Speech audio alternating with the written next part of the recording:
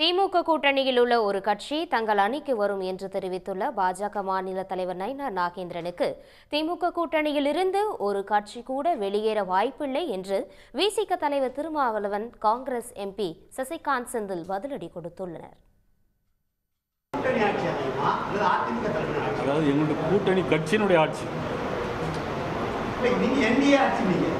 தேசிய ஜனநாயக முன்னணி கூட்டணி ஆட்சி கட்சியெல்லாம் சேர்ந்து நாங்கள் வெற்றி பெறுவோம். அதிமுகவில் அவங்க இபிஎஸ் உடைய தலைமையில் அமையும்.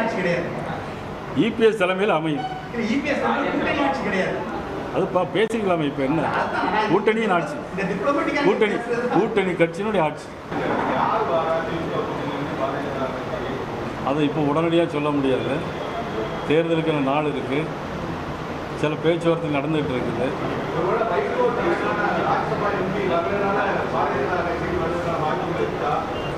கூட்டணியை பொறுத்தவரையிலும் நிறைய பேர் பாரதிய ஜனதா கட்சிக்கு வருவார்கள்.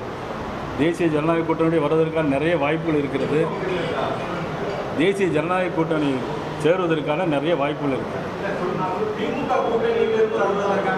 அதான் அதை பற்றி நான் இப்போ உங்களுக்கு சொல்ல முடியாது.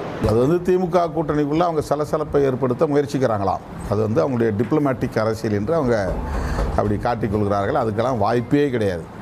திமுக கூட்டணியிலிருந்து ஒரு கட்சி கூட வெளியேறுவதற்கு வாய்ப்பே இல்லை. அவங்க அப்படி ஒரு கருத்துருவாக்கத்தை செய்வதாக எண்ணிக்கொண்டு சொல்லுகிறார்கள். சார், விசிகா ஒரு பயத்தோட தான் திமுக கூட கூட்டணியில் வச்சிருக்குன்னு எல்முருகன் நேற்று விமர்சனம் பண்ணுறாரு. அதை பற்றி ஒரு கருத்து இல்லை, அவங்களுக்கு திமுக கூட்டணியை சிதறடிக்க முடியலையேங்கிற கவலை இருக்குது. அதனால் வாய்க்கு வந்ததை பேசுகிறாங்க. இந்த பாஜக அதிமுக கூட்டணியில யாரு கூட இருக்கா, யாரு கூட இருக்க விரும்புறான்னு இன்னும் யாருக்கும் சரியா விளங்கல. ஆனா ஏன் இருக்காங்கன்றதும் யாருக்கும் சரியா விளங்கல.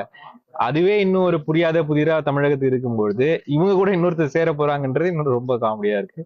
பார்ப்போம். உடனுக்குடன் செய்திகளை தெரிந்து கொள்ள சன் நியூஸ் பெல் ஐகானை கிளிக் பண்ணுங்க.